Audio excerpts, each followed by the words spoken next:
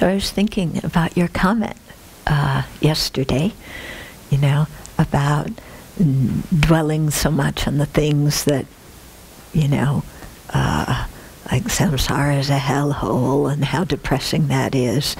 And, but we want to have some joy in our lives, and it doesn't seem like everything's that bad. So I was thinking that, when the Buddha taught, he taught such a variety of teachings, and we have to learn which ones to emphasize at what time in our practice. Yeah, and how to keep our mind balanced so we encompass all the different teachings, So, for example, when our mind is kind of excited, like, oh, there's all these fantastic things, and I can go here and go there, and I just got a pay increase, and now I can do so much I couldn't do before, and I was invited to this party, and I was recognized at this reward ceremony. And when our mind gets, like that, then it's very good to focus more on, like, poof. Everything is impermanent. All this stuff at the end of the day is totally meaningless. We leave it all behind when we die. And it just makes us create more negative karma that keeps samsara going, because we get attached to these things and then act out of, our very self-centered motivation. So when you think like that, then that, like, it takes the kind of, how we get this very excited feeling, that, and we feel like that's happiness, but if you really look at it, it's a bit over the top. And so that just like takes the steam out of that. And you're just, okay, let's calm down, come back to reality. This is not such a big deal. Then at other times when your mind feels kind of lower energy, and kind of things aren't so going so well in my life, and other people have it better than me, and when we're like that, then it's really good to emphasize the teachings on the kindness of sentient beings, what we've received from them, how we're dependent on them, how they've come through for us in so many ways, and to do much more meditation on love, compassion, bodhicitta, precious human life, Buddha nature, things like this that are going to uplift the mind, that help us to see that we are connected with sentient beings, and we aren't isolated, neglected people who nobody loves, but actually we've been the recipient of, so much kindness, and we have so much potential, and so that uplifts the mind, so you meditate on refuge, precious human life, and so on. Okay? So you have to know what teachings to emphasize at what time. Yeah? That doesn't mean that you only practice those teachings when you need to emphasize them. Yeah. It means that even when, our mind isn't at one extreme or another, we remember all of these teachings and we practice all of them. And that's one of the reasons why it's very good to include in our daily practice what they call a glance meditation. Okay, a glance meditation is reciting one of the shorter texts that covers all the steps of the path.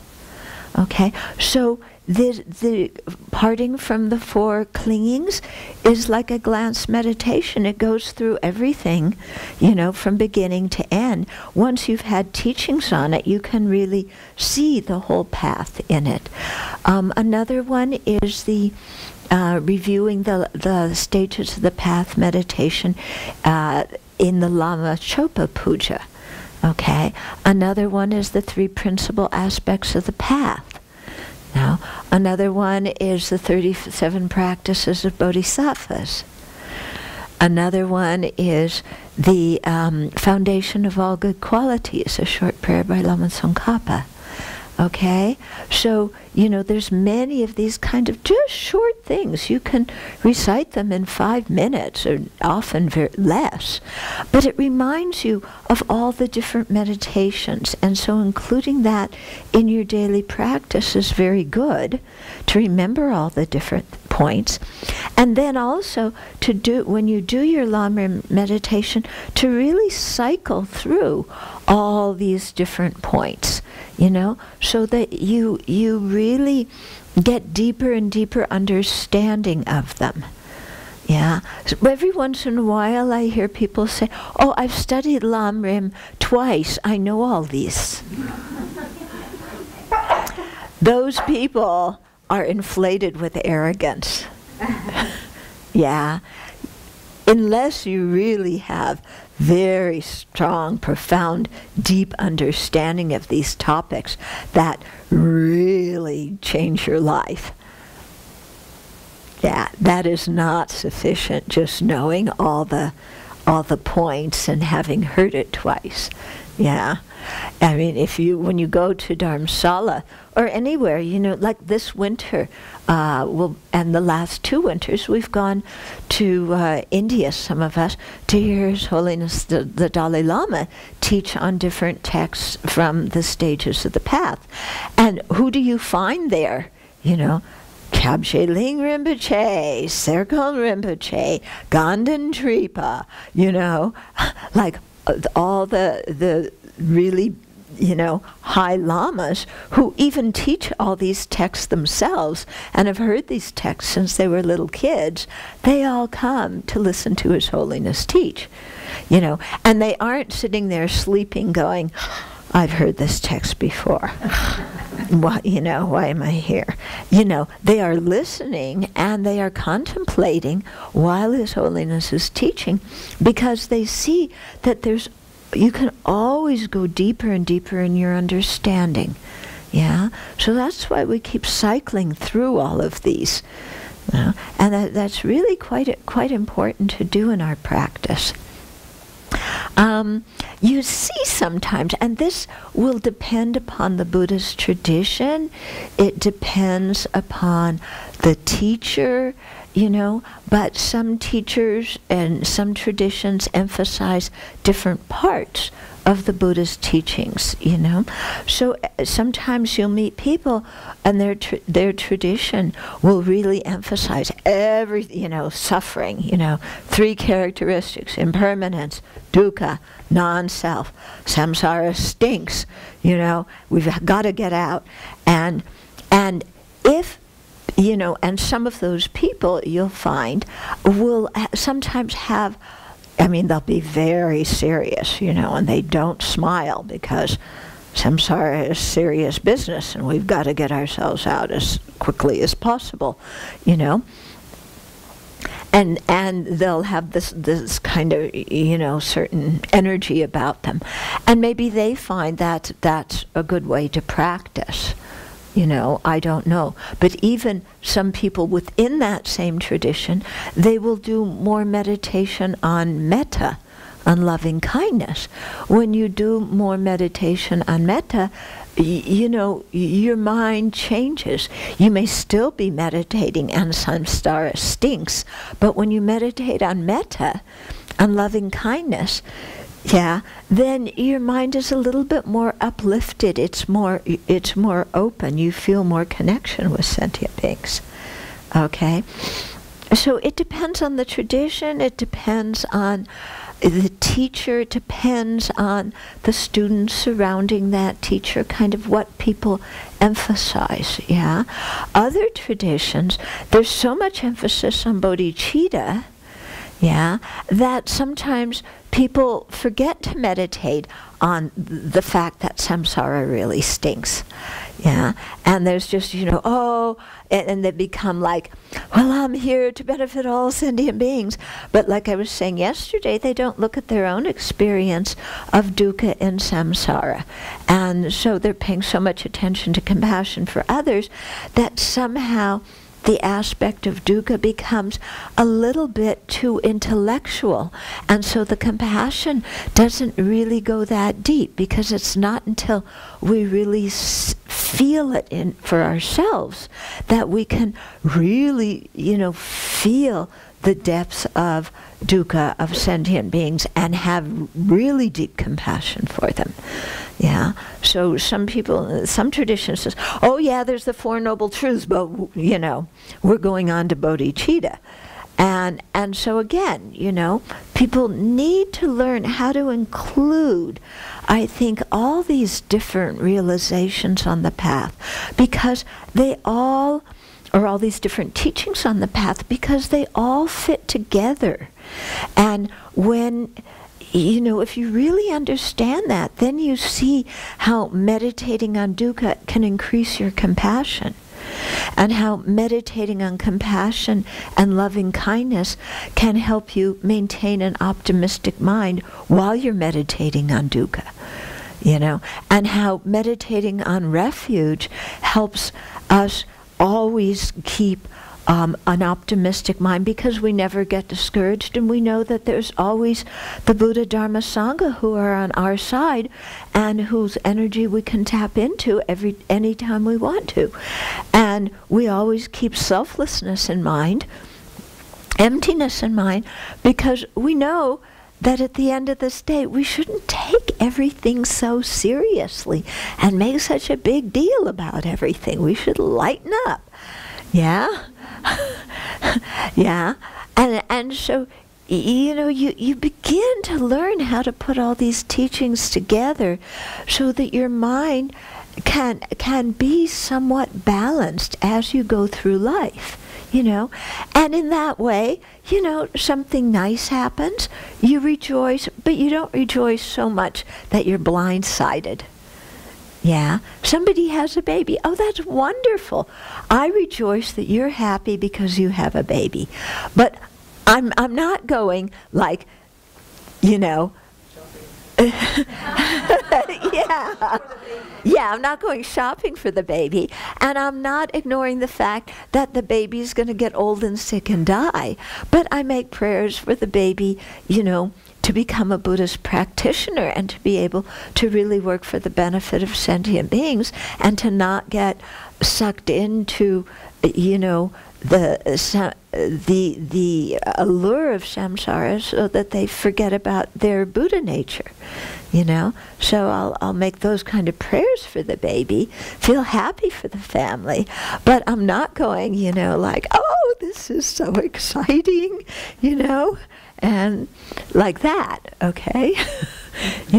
And when the parents give me the baby, I'm not like, but I'll say mantra, yeah, so that the baby can hear, to put some good, plant some good seeds on the baby's mind. Okay, so you still can feel happy, yeah, but it's a more balanced kind of happiness in this way. And similarly, when the babies die, when they get old and they die, because we see people dying all the time, and that person who's dying, that person is not different from the baby who's being born. Yeah, because that person who's dying was once that baby who was being born. Yeah, same thing. So now the baby's old, now the baby is dying, yeah, and so instead of getting, totally wigged out, this person's gone, what happened, now they're not in my life anymore, it's like, well, wait a minute, I knew this was going to happen as soon as they were born, they're going to die. And I've meditated on this for years and years and years. I'm accepting the fact that these people aren't always going to be there. Yeah, and I want to be able to send them on with love and compassion, the same way as they were, I mean, some of these people are older than me, so I wasn't around to greet them with reciting mantra when they were born. But okay, they're dying. Now I recite mantra. I recite texts. I make the same prayers I made as when they were born, you know. May they meet a qualified Mahayana teacher. May they always, you know, have the conducive outer and inner circumstances to practice the Dharma. Having the outer circumstances are not enough. If people don't have inner faith, inner openness and receptivity, they can be surrounded by Buddhas. It doesn't make any difference. They don't get anywhere. Yeah? But you really pray that they can have the inner circumstances to practice. Yeah? And then may they go, you send them off to their next life with love and compassion and these kinds of prayers and aspirations, again knowing that there's no concrete person there. Just as when they were born, there's no concrete person. When they die, there's no concrete person. Okay? So you put all these things together in your mind to help you live in a balanced way. Yeah? So you still feel happiness, but you don't go into the, you know. And sometimes things happen and you feel sad. You know, it's like, this is the tragedy of samsara. This is really sad. But you don't go, you know. And it's never about yourself, you know. My problem, my this and my that. Yeah? But so you know, you emotionally are able to be steadier. Yeah, without these extreme ups and extreme downs. And that brings you a certain kind of well-being in life. Yeah. You know, people always ask His Holiness, you know, well, if you don't feel suffering, then you don't feel real happiness also. You know, and I remember I used to think about this too, way before I met the Dharma. It was like, oh, suffering, my emotions, I feel suffering. You know, I was one of these people who had such strong emotions, you know. Me and Venerable Simke, you know, you put the two of us together and, you know, oh, our emotions and what I feel, oh. Yeah, exactly.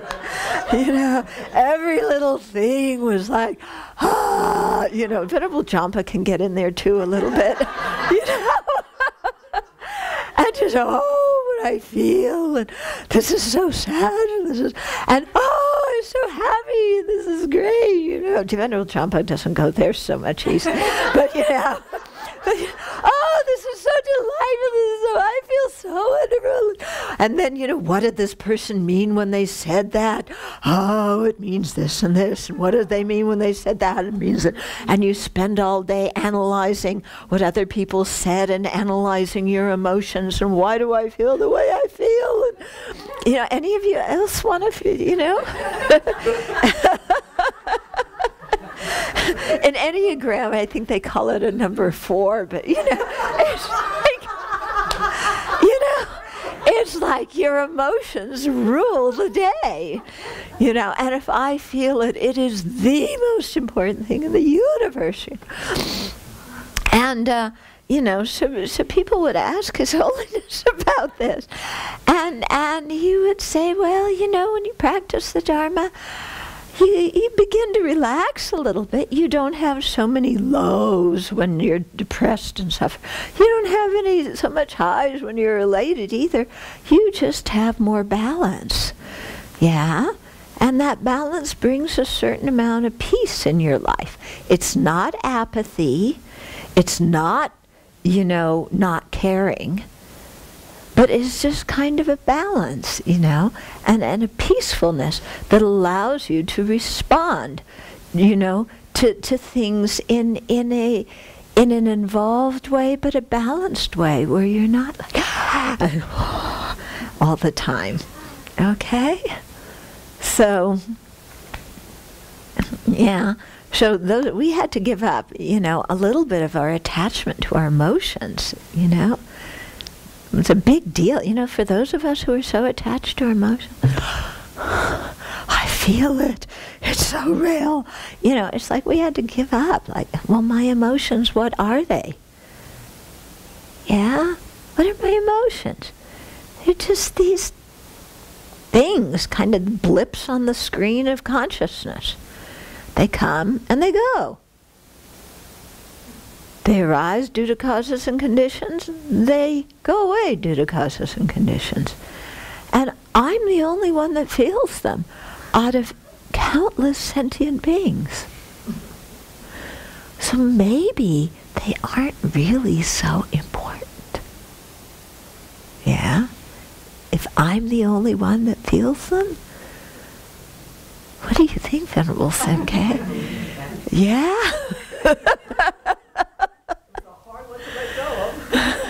Yeah, but it's, you know, so, yeah, so you look at things a little bit differently than you did before. Okay? Yeah? That state of being where there is no high, no low, Uh-huh. is that what you call equanimity? Yeah, it's more, you know, what it is more of a state of equanimity. Yeah, and like I said, it's not detachment in the sense of I don't care. Yeah, and see, this is how people sometimes misunderstand the Buddhist teachings. If you go too much on the side of impermanence, suffering, selflessness, you know, then you could think, oh, detachment, then I don't have to be involved in all of that. But detachment is not a, you know, I don't care. Yeah, it's a mind that's not buying into everything as being so incredibly, you know, important in terms of our own self. Yeah, in terms of mother sentient beings feeling suffering, yeah, their suffering is important. Yeah, but in terms of my own, but again, mother sentient beings suffering isn't like, you know, there's so many refugees in Syria, this is terrible, I can't stand it, and they're starting another war, and I'm just totally overwhelmed, and, you know, and then look what's happening in our own inner cities, and these people are so poor, and there's no hope, and what's going on, and then there's climate change, and what are we going to do with climate change, and pretty soon this whole world's going to be wiped out, and, you know, I just can't take it. You know, no, you don't get into that kind of thing regarding mother sentient beings suffering either. It's this more, you know, it's like, this is samsara. What do you expect out of samsara? Yeah? You expect samsara to be perfect? Well, yes, I do. Well, that's a wrong expectation, you know, because we're kind of taught that samsara was supposed to be perfect, wasn't it? Yeah, we grew up in America. We can do everything if we only try hard enough. Yeah, well, that's rubbish. That's rubbish. This is samsara. Why do we expect perfection? Why do we expect everything to go the way we want it to? That's totally unreasonable. Yeah? So, when you have more of that vision, you can remain more equanimous regarding all these different things. That doesn't mean you don't care. You still care. Yeah. Actually, your care is stronger because you're not distracted from caring by your own distress at seeing what's going on. Yeah. You can really be present with what's going on in a much greater way and care. Yeah. But without having these extreme ups and downs all the time that zap our energy on our ability to really affect change. Okay? So this equanimity, you care, you're involved, but you're not an emotional yo-yo. And you don't have grandiose expectations of tweaking samsara until samsara becomes perfect. Instead, you're focused on getting yourself and others out of samsara. But you're also involved in making samsara better in as much as you can. Yeah. So you do care about what happens in your country. You do care about climate change. You care about poverty. You care about discrimination. Yeah. But you also don't expect to be able to make everything perfect. So then, without that expectation, then you don't get burnt out and exhausted from working for social change. Yeah, you're more balanced. Okay, and that more balanced mind means you can hang in there longer, working to benefit sentient beings. Instead of, I work so hard, and now the movement, the voters didn't take it, and I'm just like, I give up. No, you don't go to those extremes of ups and downs. Okay, you just keep plodding along. Yeah, but not plodding. Plodding isn't the right word, Yeah, endeavoring, because you're not skipping along either. No, you didn't. You're just walking calmly and mindfully along. Okay, like that. Okay. Yeah. What do you do if your affliction hijacks your longer meditation? The example I have is when I'm stuck in a pit of self-hatred and I try to do precious human life, for example, then that old voice turns it into, you're so lazy, you're wasting time and energy. Okay, so you're kind of depressed, so you try and think of a precious human life to encourage yourself as an antidote. But then the depressed mind fights back and, well, yeah, you have a precious human life, but you're wasting it. Yeah. Look at you. Yes, you have the 8 freedoms. You have the 10. The eight freedoms and the 10 fortunes. But look at you. You're just so involved in the 8 worldly concerns that you're wasting your precious human life. You're throwing it out the window. You're totally a reject when it comes to Dharma practice. Yeah, when that happens. Anybody else have that happen? Yeah. You don't have that happen? Yeah, you have that happen. Yeah, what about you? Do you have that happen? Oh, yeah, okay. Yeah. So what do? Yeah. We look at that mind that's playing the same old poor quality, I'm not worthwhile video.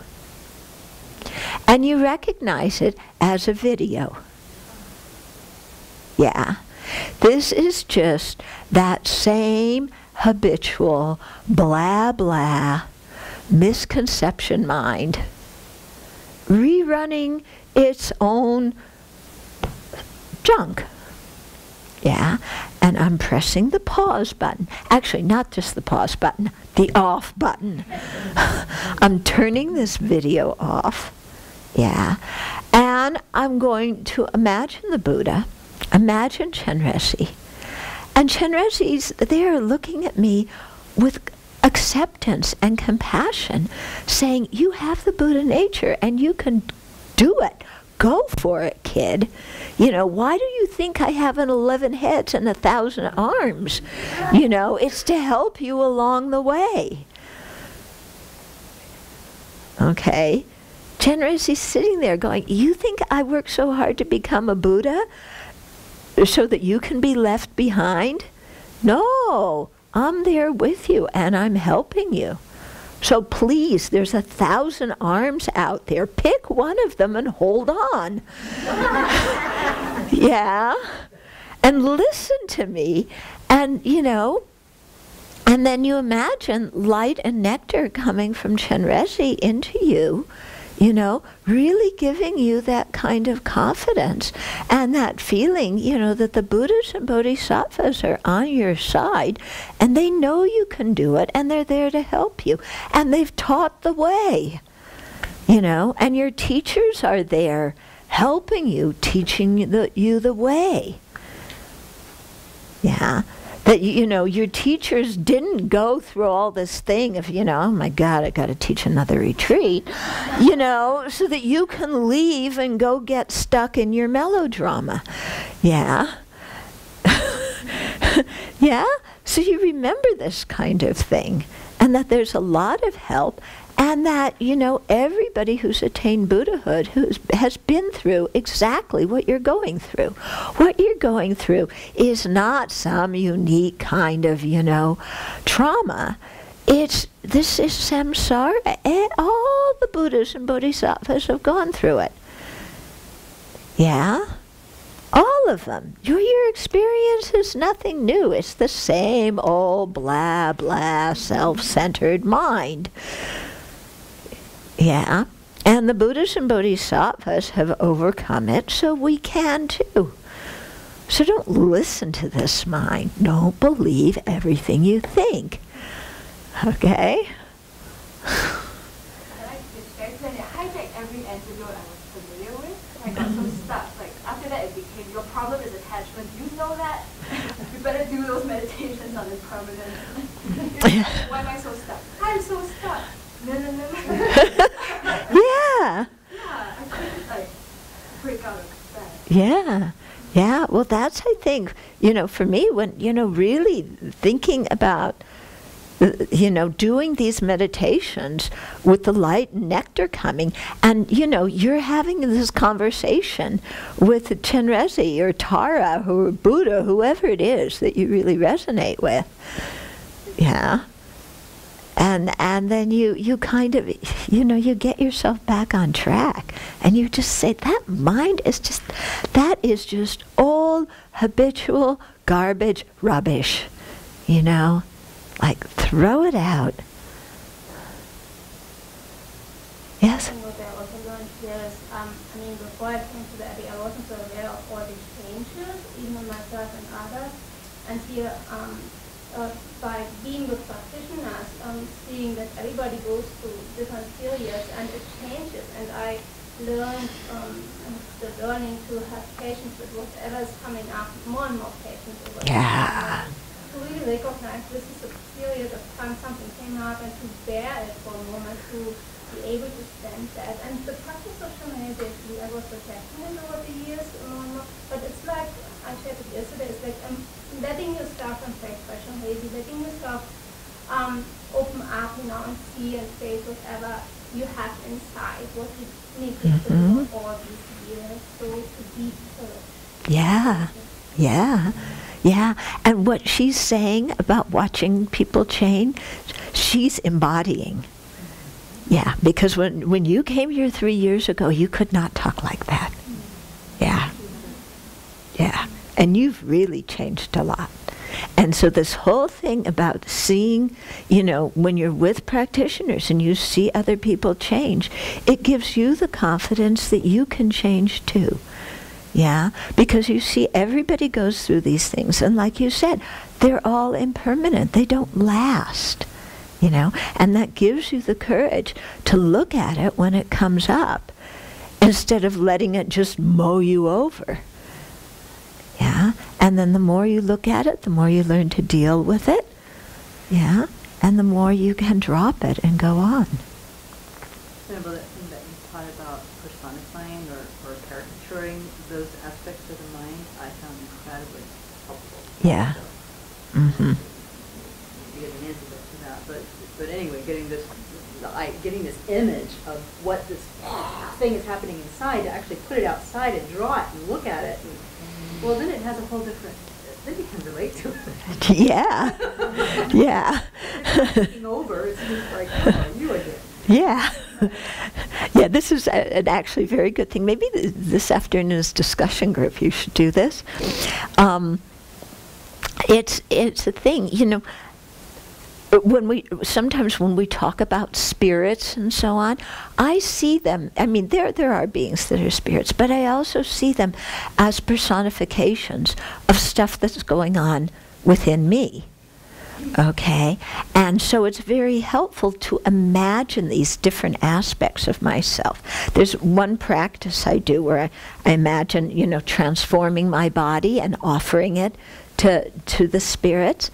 And so I think of different, these different kind of aspects of myself, and you put it out there in a physical form, And she did it one time, And what did you have? I told her to why don't you describe it? Well, it was self-hate. It was this huge overcoming thing. So what I recall was that they found all these rusty screws in the shop, and they were jammed into these big globs of ugly potatoes, and then it had this central green thing with a perpetually open mouth that could never be satisfied, and this long black tail, and so all the neediness and all the yuck that I hated about it was just in this ugly thing. And it was kind of sad and kind of looking, and I put it in the middle of the dining room table, and everybody in the community looked at it. And one person at one time said, "How's it feel to get that out?"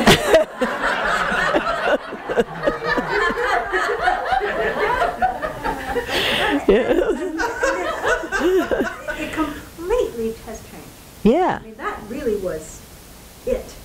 That's it. And sometimes I can look, it will come up, and I just think of that particular thing. And it's like, oh. Yeah. Yeah, it very much, you made it, and you put it out in the middle of the table. You don't know this, but some other people looked at it and went, yeah. What's that doing here? Yeah. For lunch.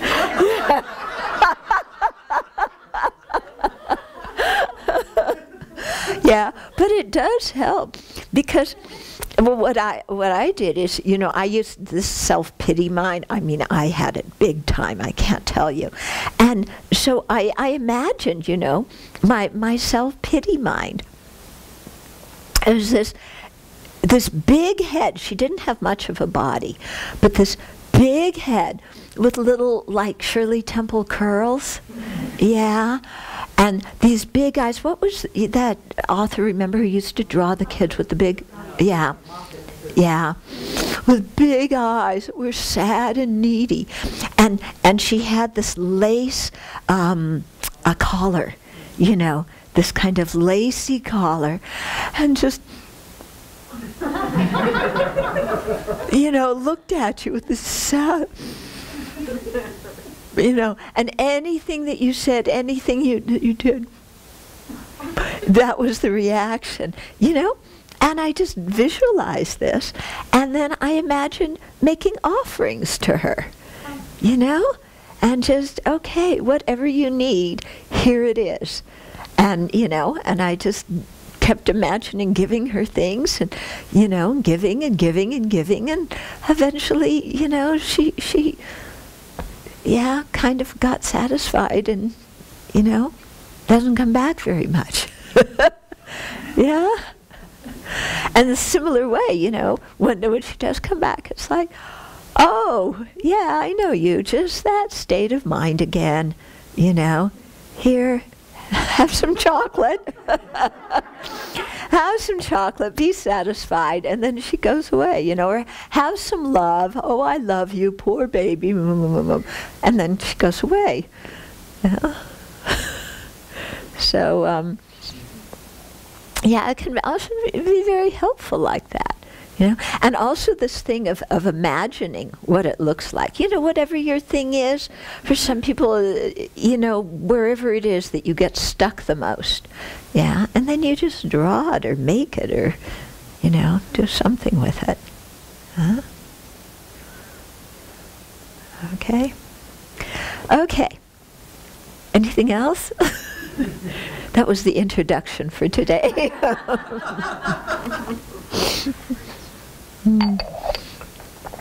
Okay.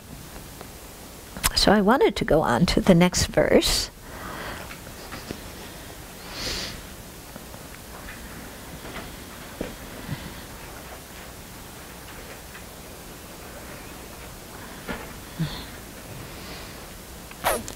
And the computer and I shouldn't say this because now it won't work, but we're getting along much better. I know how to call the thing up before I come in here.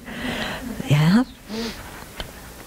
Okay, so we were on the verse. And we did meditate. We're on page 3 already, aren't we? Yeah. Okay. So we did the first verse. Yeah, spit on those who continue to cling to this massive dukkha called cyclic existence.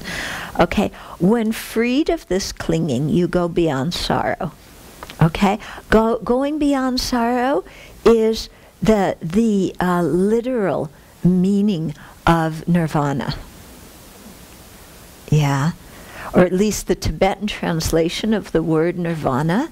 I think, but maybe it's not the literal meaning, because I think the literal meaning may be like quenching the thirst or satisfying. But the Tibetan word nyanyende means going beyond sorrow. Okay? So when you go beyond sorrow, when you attain nirvana, okay, when you're freed from this clinging, you go beyond sorrow. When you go beyond sorrow, you attain happiness. Happiness here doesn't mean this giddiness. It means, this peace. It means internal peace and contentment. Okay? So this is also another thing to really think about. What does happiness mean to us? Because we usually think of happiness as this, oh boy, something really wonderful is going to happen to me. And, to be able to see, no, that's not lasting happiness. That's the dukkha of change. Yeah? And if I buy into that as happiness, then if it doesn't happen, then if I lose it, then if I get it and it becomes old hat again, I'm going to be where I am right now, disenchanted. Yeah, so that's not the real happiness I'm seeking. And so we learn to define happiness differently. Yeah, happiness isn't, oh, she made chocolate chip cookies for lunch, or, oh, there's Buddha boy who said he loves me forever, or, oh, I just made the headlines of the New York Times for being the best whatever I've always wanted to be the best in. No, you give that up as your definition of happiness. And you think, what is real happiness? And if you think about it, isn't it having an inner sense of deep contentment and peace and fulfillment? Yeah? When I think of that, what would it feel like to feel fulfilled? Yeah? To feel fulfilled. Yeah, that everything is enough. Yeah. To feel fulfilled, to feel content. Yeah, this is good. To feel peaceful. I'm not craving anything anymore. Yeah? So I think that is, when I really think about it, that is how I would redefine happiness. Instead of this, giddiness or anticipatory, I'm on top of the world, but some kind of deep fulfillment that can't be shaken. Yeah? Some kind of, openness and receptivity to the world and to everything that, can't be shaken, that can be there and be present, be involved with loving kindness, and not be shaken. Yeah? Okay. The absence of anger, what would it be like? No matter what somebody did, how somebody treated me, they could sabotage my own happiness, they could disrespect me, they can blame me, they can not appreciate me, they can betray my trust, all they want, and my mind is perfectly steady. Whew. Whew. Wouldn't that be nice? Like all hell could break loose and my mind could be steady. Ah, that's real happiness. Anger is not going to come up. Resentment is not going to come up. Jealousy is not going to come up. My mind is totally free of those emotions. Not because I'm suppressing them, but because I see that they're unrealistic and uncalled for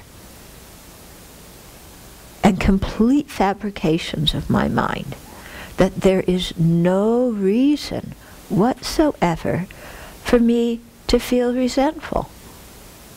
There's no reason for me to be angry.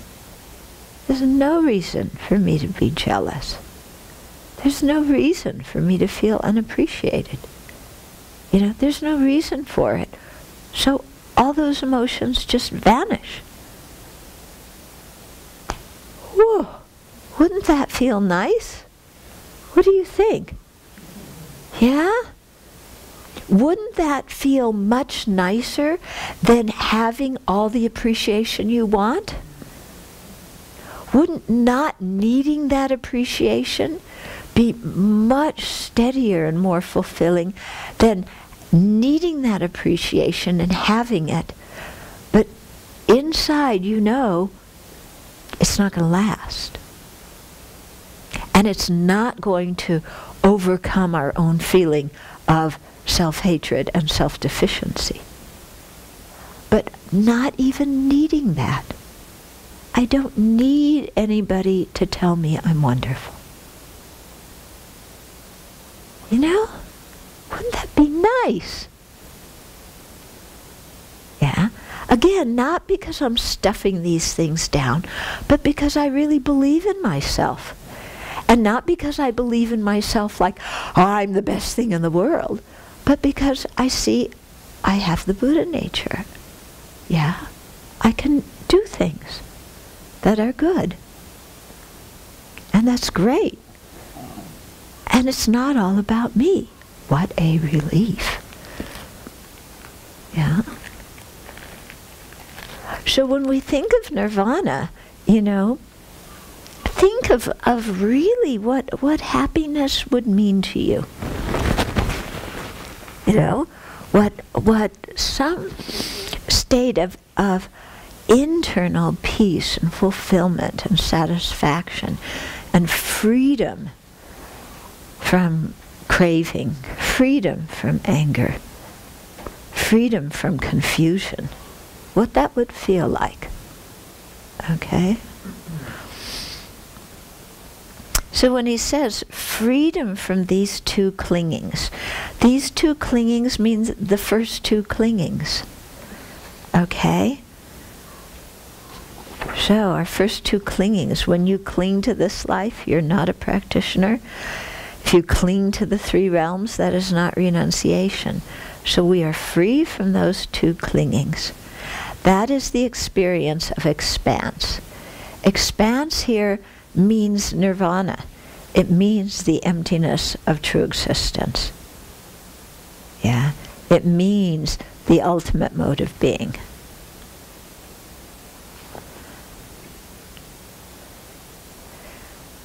Okay? So then I wanted to talk a little bit more in depth about what nirvana is. This is,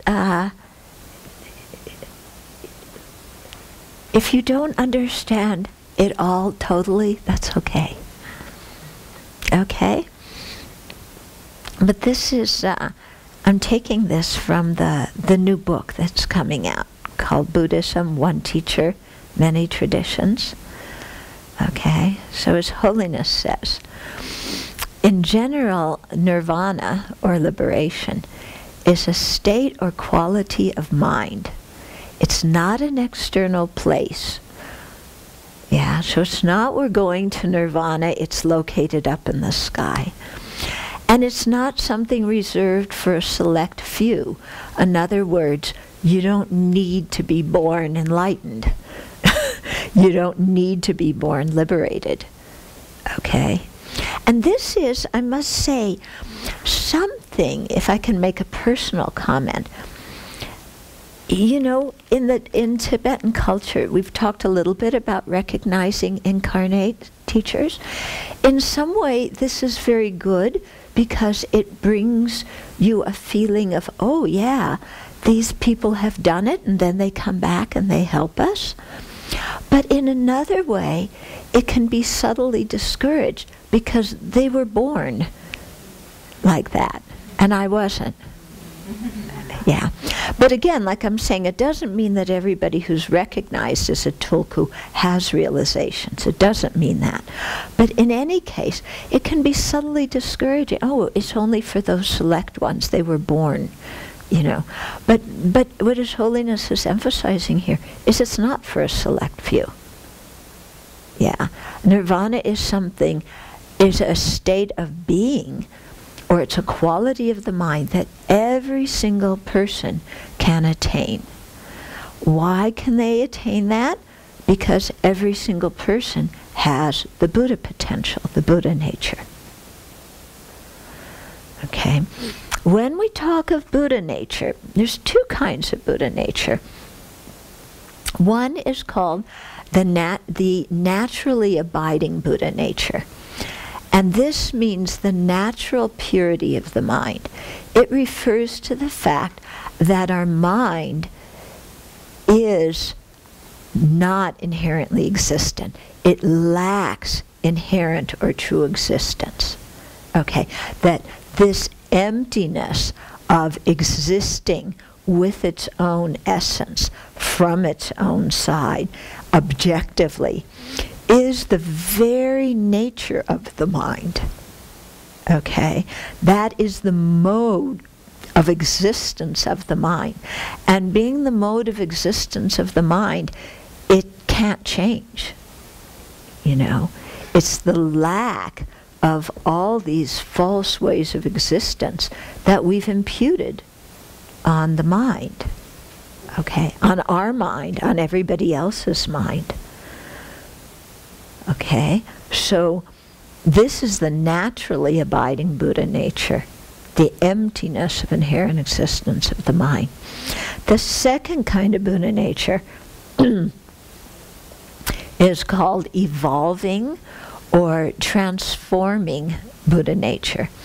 And that refers to other parts of the mind that can change and evolve and become the Buddha's omniscient mind.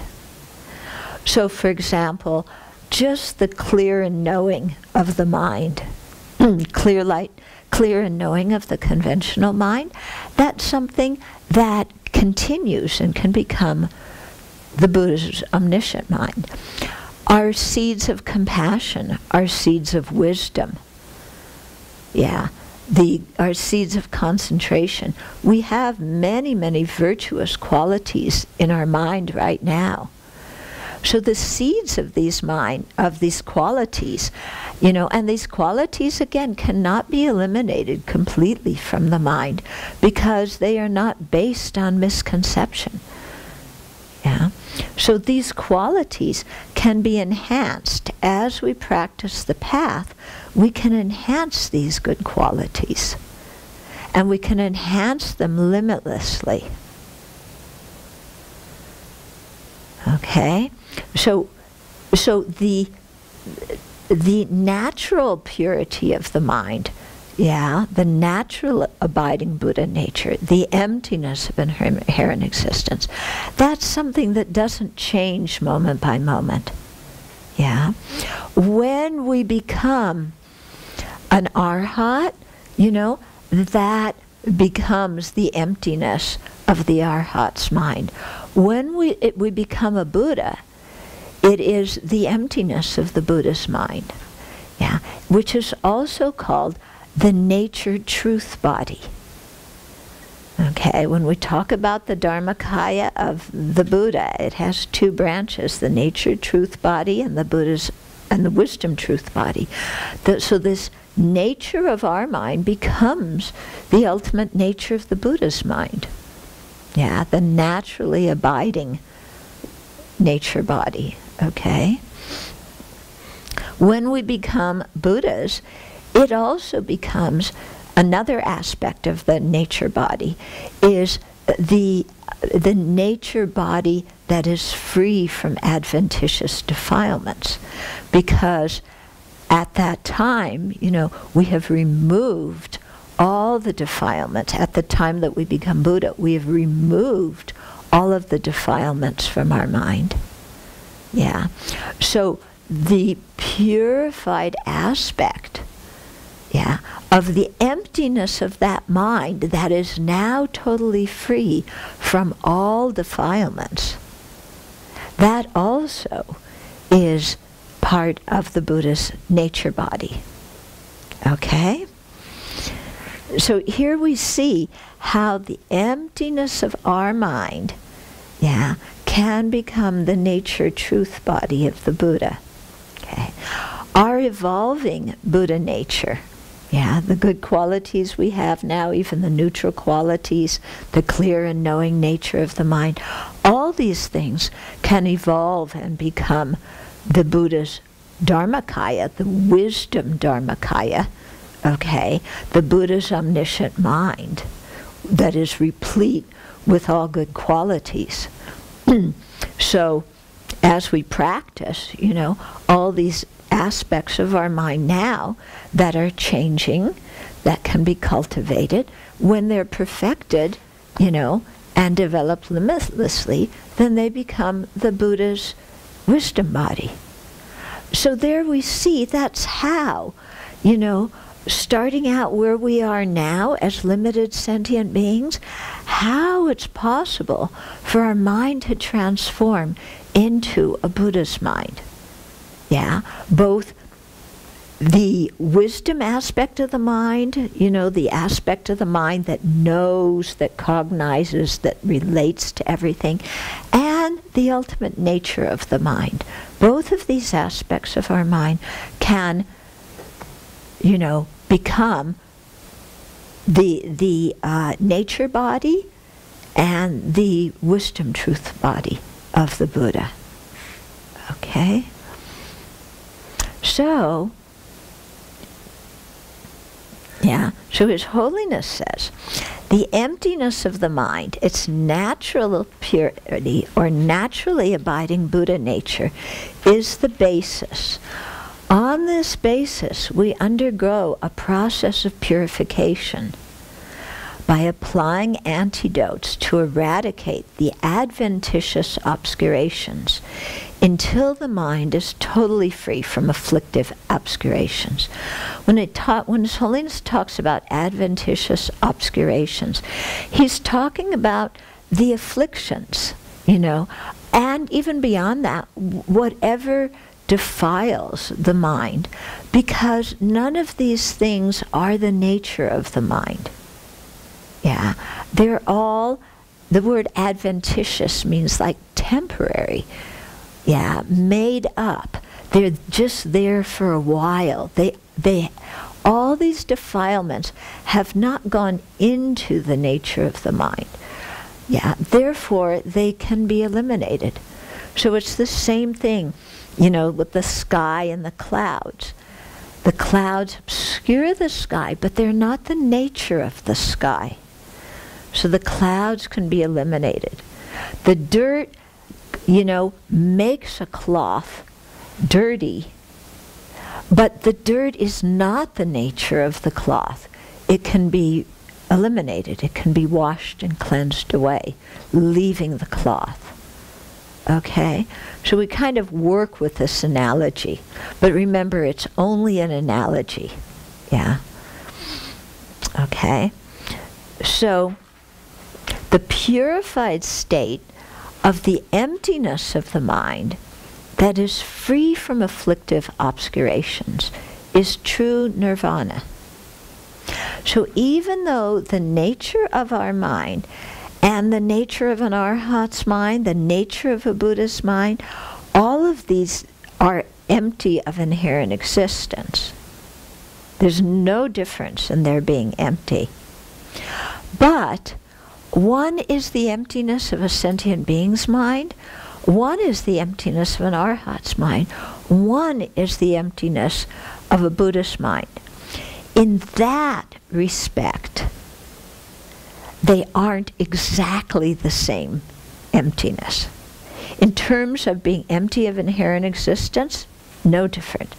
In terms of the mind that is the basis for that emptiness, they're different. Yeah.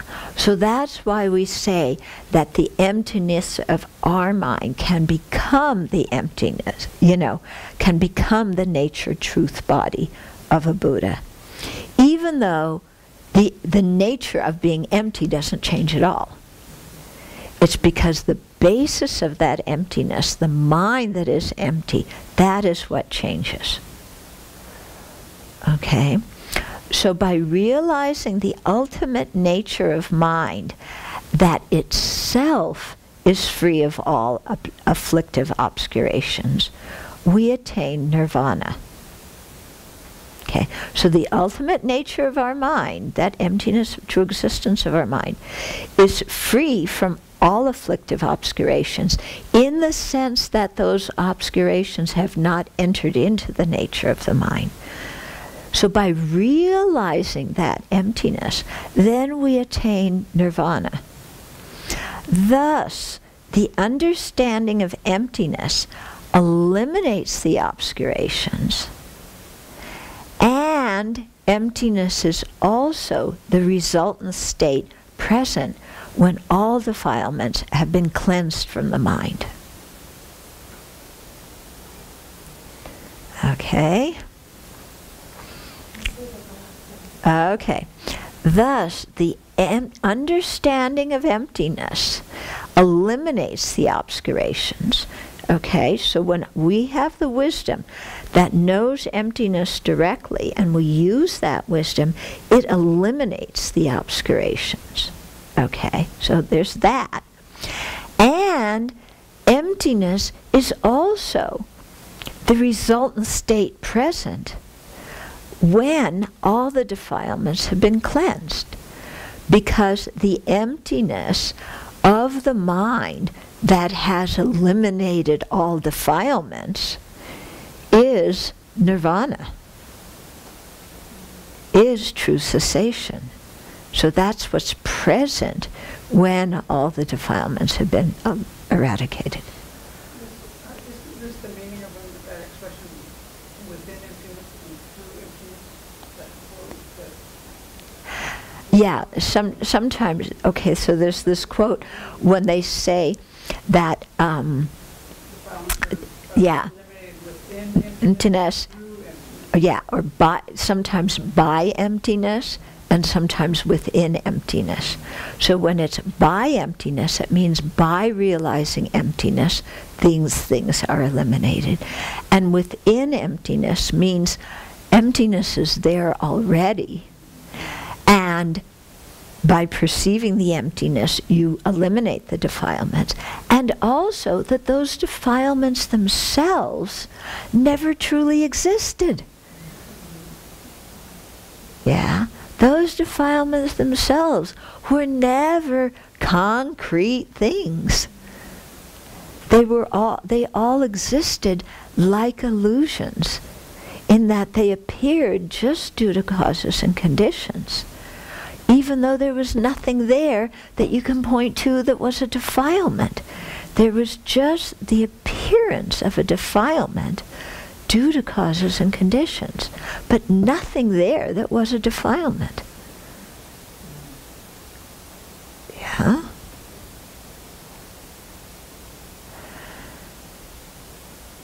Okay.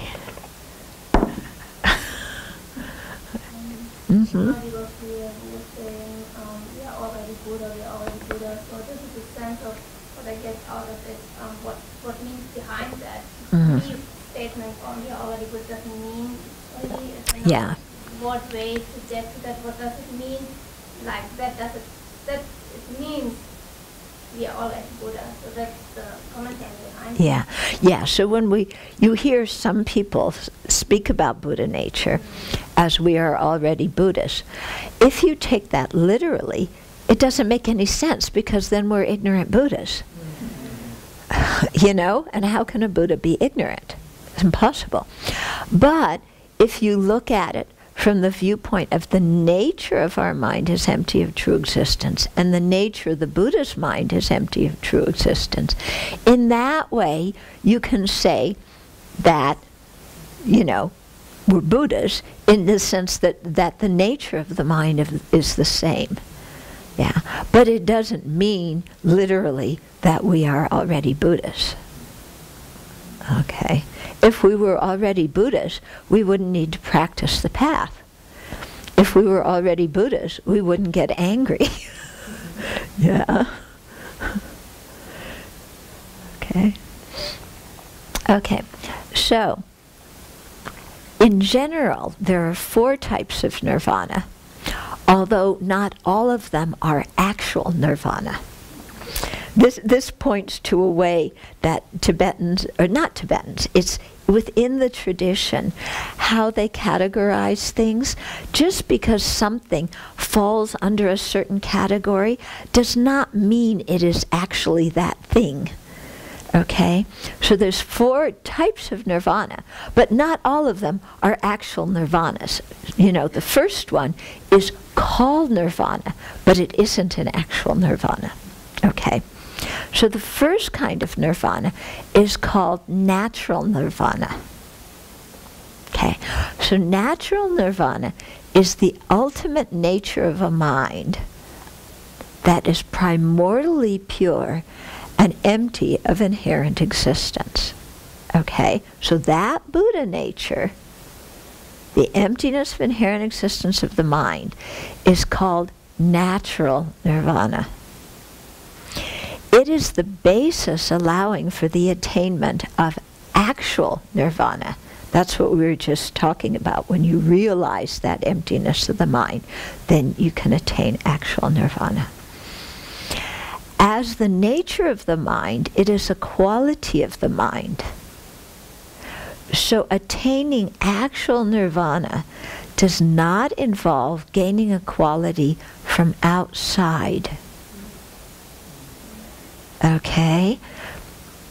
Yeah. Rather, it involves recognizing a quality of the mind that is already present. So the emptiness of inherent existence of our mind is already present. Realizing this enables us to cleanse our mind of all the afflictions and defilements, and attain nirvana in the sense of nirvana being the emptiness of the mind that is free from all defilements. So when the process of attaining nirvana is not gaining something extra from outside, because the emptiness of the mind is already there. It's realizing what is already there that we have never realized before, and using that to cleanse the mind from all the adventitious defilements. Okay? So don't think of nirvana as I'm going to get somewhere else. Yeah. Or I'm going to get something from outside and put it into myself. Because that emptiness of the mind is already there. We just can't see it because of our ignorance. Okay? In a more general sense, natural nirvana can just mean emptiness in general. You know, actual nirvana, or I should say natural nirvana specifically means the emptiness of the mind. But in a more general sense, natural nirvana means emptiness in general. So in that sense, everything around us, as well as the 4 Noble Truths, the paths, the resultant attainments, everything is empty of inherent existence. And in this way, we can say it possesses natural nirvana. Okay? However, only sentient beings can attain the nirvana that is free from obscurations, because that nirvana is the emptiness of the mind. So in a general sense, we can say the cup has natural nirvana because the cup is empty of inherent existence. The flower has natural nirvana. The stone has actual nirvana. Okay? Natural nirvana. Sorry, they all have natural nirvana. Okay? But those inanimate objects that do not have consciousness cannot attain actual nirvana because there's no consciousness there. So the cup, the flower, the rock cannot become Buddha. Yeah? Why? Because they don't have consciousness. And the Buddha nature is the emptiness of the mind of a sentient being. Okay? Yeah, the emptiness of inherent existence of a rock is not Buddha nature. Yeah, it may be natural nirvana in a general sense. Okay? This is quite important. Okay. So, any questions so far? Yeah. I'm just trying to think of it in terms of practical aspect, like how we actually practice. So it's like a culmination of, all the different bodhisattva levels and mudra, and then the luck there is going to happen. And, Okay. Okay, so from a practical aspect, yes, when we go through all the stages of the path, and in each stage, like the bodhisattva stages, we are eliminating different levels of defilement.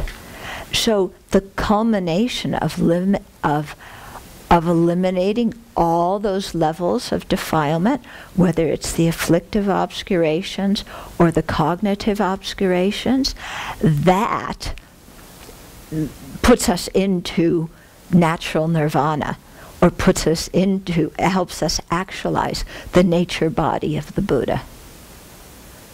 Okay? So the nature of the body, the nature body of the Buddha is what we realize, what we actualize, what becomes the nature of our mind, or what is the nature of our mind, after we complete the bodhisattva levels and become a Buddha. Okay? Make some sense? Yeah? Okay. So I'm talking about this mostly in terms of becoming a Buddha, although when we talk about nirvana, nirvana also is a realization of the arhat. Okay? But an arhat, attaining or eliminating the afflictive obscurations, the ultimate nature of the arhat's mind is not the nature body of a Buddha's mind, because an arhat still has the cognitive obscurations. So just bear this in mind, because I'm talking mostly in terms of becoming a Buddha, so I don't want to mix it up with becoming an arhat, but so that you realize there's a difference there. Pardon? Okay.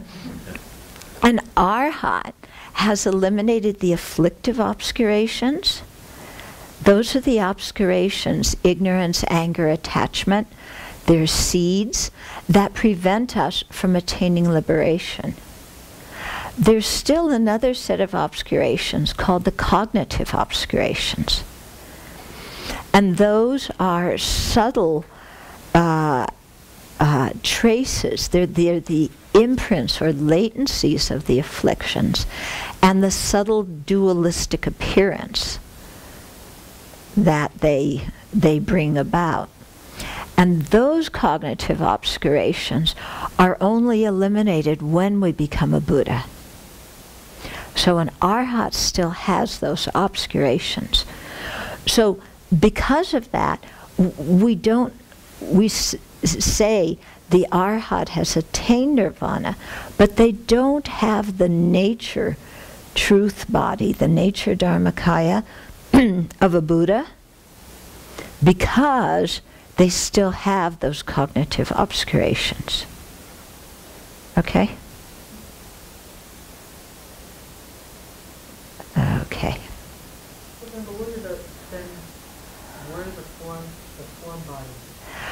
These are the form body. This all fits into when you become a Buddha. When you have the nature body, the Dharmakaya, you automatically actualize the form body, the Rupakaya. Yeah, they are actualized together.